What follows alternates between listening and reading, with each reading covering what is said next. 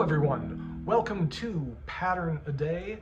I'm David Getson here on the Living Process channel at the Arroyo Outdoor Lot and Living Process offices. Today we have pattern number 33, Nightlife. You can think the song, I'm not doing that at the moment. So, why is nightlife so important? What's a geometric thing about nightlife? How is there a pattern to that? You know, pattern language, Christopher Alexander and team's book on adaptive rules of thumb applied in geometric solutions to architecture and urbanism. Well, they state the problem here. Most of the city's activities close down at night. Those which stay open won't do much for the nightlife of the city unless they're together, right? So, and that's an important thing. It's interesting to think about that, about how day and night affects what happens in a city, and we're seeing this now. Now there are all these office tower places. Famous urban planner Jane Jacobs, she was a university professor, I forget exactly where in New York, one of the universities in New York, and she very eloquently fought highway expansion against Robert Moses in the early 60s, I think it was. But her book, Death and Life of Great American Cities, she mentioned about how the big, tall, modernist office buildings, or even the residential ones, they suck people away from the street and they increase the chances of crime because you don't have what she called the eyes on the street of people who are shop owners, people who are going to shop at the shops, people who live there in a little house that's next to the shop. If you take away the kind of regular activity, that really drains things out. Now, how does this apply to nightlife? Think about our homelessness crisis. You have whole swaths of the city that just kind of have people walk, if at all walk past it, they just walk past it twice a day. They walk past it a little bit before 9, and they walk past it a little bit after 5. That's what you have in the kind of office park areas. You have that in a so-called central business district downtown. Sometimes they're central. You have it in a place like La Défense in Paris, which is a little bit outside the historic center of the city. Yeah, you'll have these places that shut down at night without having anything interesting pick up.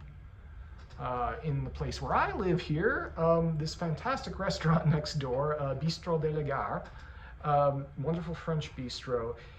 It opens because it's a restaurant, a bistro restaurant. It's not open all the time during the day. It's a family-owned place, and this is much like in France, much like in Italy. It opens at dinner time. It's shut down during the day. We're open during the day. We're right next to each other. So there's someone around doing things, looking at things, talking to people. Yeah, and that keeps an even, steady rhythm to things. Now, here, they're saying when things shut down at night in your community, in your big downtown, or in your little eccentric nucleus of the community of where you live, the places where people to go to have fun at night makes sense if you group them closely together.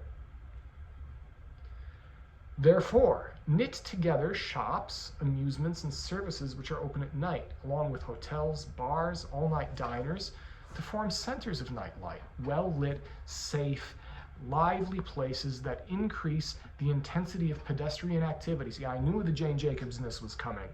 Of course, everyone who wrote pattern language read Jane Jacobs backwards and forwards. The intensity of pedestrian activity at night by drawing all the people who are out at night to the same few spots in the town. Encourage these evening centers to distribute themselves evenly across the town. So there we go. So instead of having things like a movie theater, a cafe that's open later at night, the Starbucks, what have you, the restaurant, instead of having those all be in their own separate little surrounded by a parking lot situation, what you do is you kind of group them close together, and that way, you know, you get to You only have to park once, if at all, or you just walk there at night. So, yep, distribute themselves evenly across the town. So that's the other thing, is that you, in your community, you would ideally want each of these little nightlife areas to be kind of a reasonable walking distance from you. And there are. I mean, that's the thing. That's the thing about all these little communities in LA County. They still have this core of walkability. And I'm starting to see that resurface. I already talked about Pasadena and Glendale, but this will happen.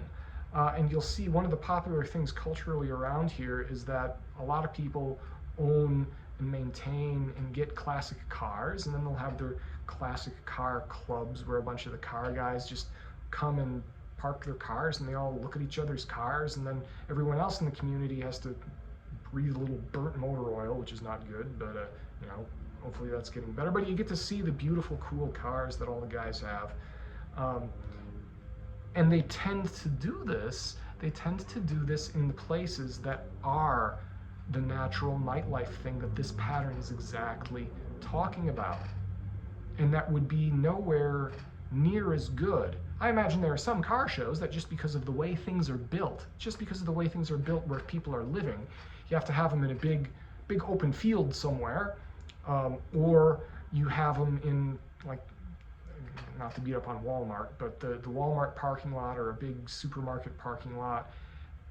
That's just less fun.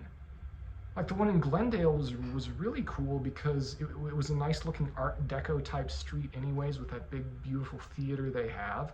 And I went to get a shawarma kebab right there, and we didn't even know that it was happening then when we went there. We just wanted the kebab, and it's like, oh look, a car show. And that's the kind of thing, is that good urbanism, and this will come up in many patterns, good urbanism involves surprises.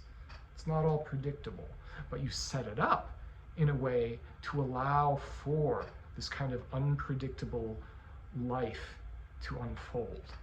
You set things up for life to be emergent instead of constantly planned all the time. That's important.